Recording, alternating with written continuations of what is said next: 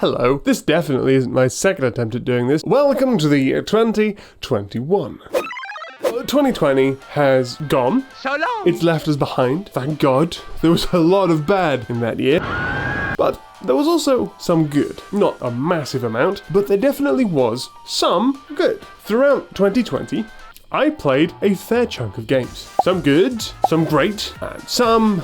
well, they were games. And in this video, we're going to be looking at the top 5 games that I played in the year 2020 for the very first time. If you're looking for a new game to play that you haven't, you're looking for a new experience, well, any game on this list would be a fantastic choice. And this list is in no particular order. It's just whatever came to my mind, this list is in no particular order. But first, we dive in with some honourable mentions. Games that I had played before 2020, so they don't count, but I still want to mention them. First up,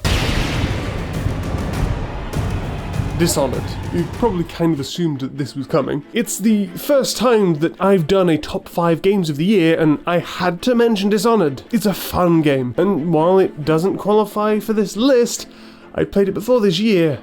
It's still as fun 70 hours in when I'm speedrunning it for a charity livestream as it is the first time I played it.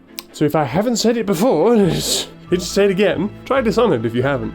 And my other honourable mention... Intruder alert! Red spies in the base! Red spies in the base? Team Fortress 2. It's a classic. Something that I inevitably play every single year, and every time I come back to it, I do have a great time. It's a class-based, first-person shooter that's been around for quite some time, and it's always great to go back there and visit it. It's kind of like going around to your grand's house. It's been there a while, it's full of sweet treats, and there are 9 mercenaries fighting over your granddad's suitcase. Just me? Okay. Well, with the honourable mentions, honourably mentioned, let's move on to the proper top 5. Let's start off with Doom 2016, the predecessor to Doom Eternal. Before this, I never played a Doom game, only ever really heard about it as a whisper on the wind.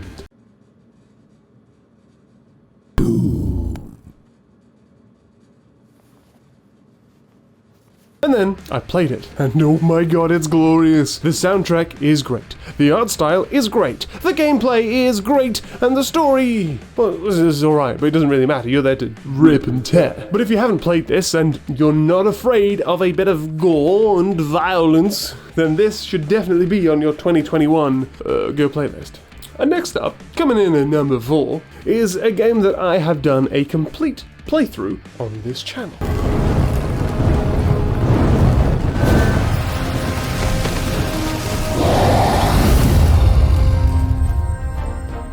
Your ability to craft spells with runes that you find throughout the world is a good system.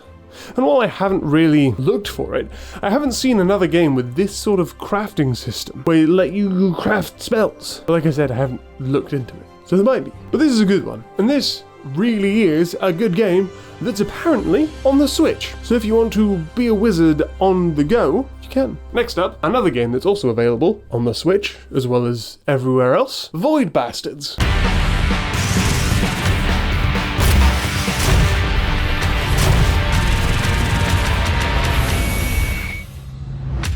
Action items ticked.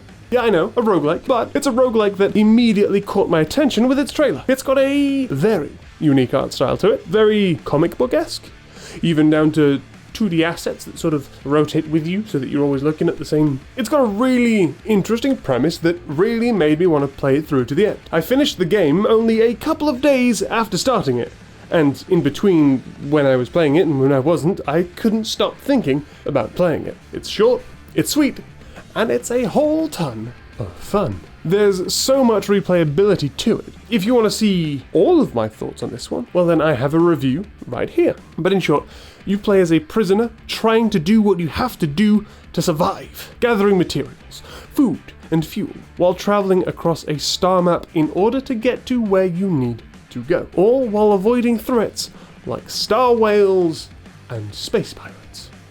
Those are real things that you have to avoid. I didn't just make those up. But speaking of pirates, our next game is very piratey. Let me introduce you to the Sea of Thieves.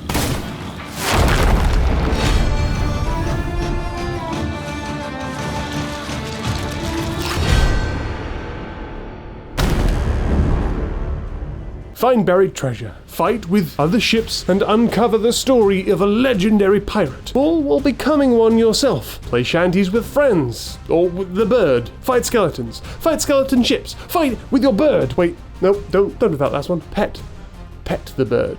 Don't fight the bird. But look, all of that doesn't matter. Let me introduce you to the most enjoyable part of this game. The part that I had the most fun. Cut to... That's right. This is so much fun. I know, it may not look like it, but this is what peak performance looks like.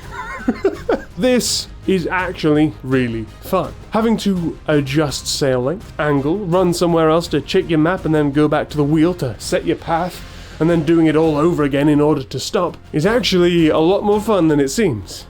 And it gets infinitely more fun when you can have a bigger crew with a bigger ship and you all have to do several things all at the same time, all in order to run this one ship. But I mean, I haven't done that too often because I very rarely have a crew. Let's get into the last game where it doesn't matter if you have a crew or not, because you're going to hell in Hades.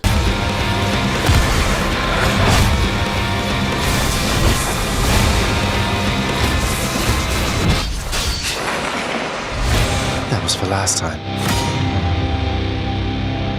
Yep, that's right, another roguelike that I really enjoyed this year. This one is much more focused around melee weapons compared to the guns of Void Bastards, but you play as the immortal Zagreus trying to escape from his father's tyrannical quips and find his mother. And to do that, you have to break through every single layer of hell, of which there are 3. You gotta break through 3 layers of hell. But on the bright side, there's a whole host of weapons, and plenty of different enemies that you get to use them on. I mean, this will give you plenty of enjoyment for a good long while. And then even after you think you finished it, there's even more. And it will look damn good while it's doing it too. Because the art style is c'est magnifique. If you haven't tried this game yet, I highly recommend it. Those were my top 5 games of the last year. If you have any games that you played in the last year that you thought were fantastic and that I should know about, let me know in the comments below. And if you like the sound of my voice and want to see more of my videos,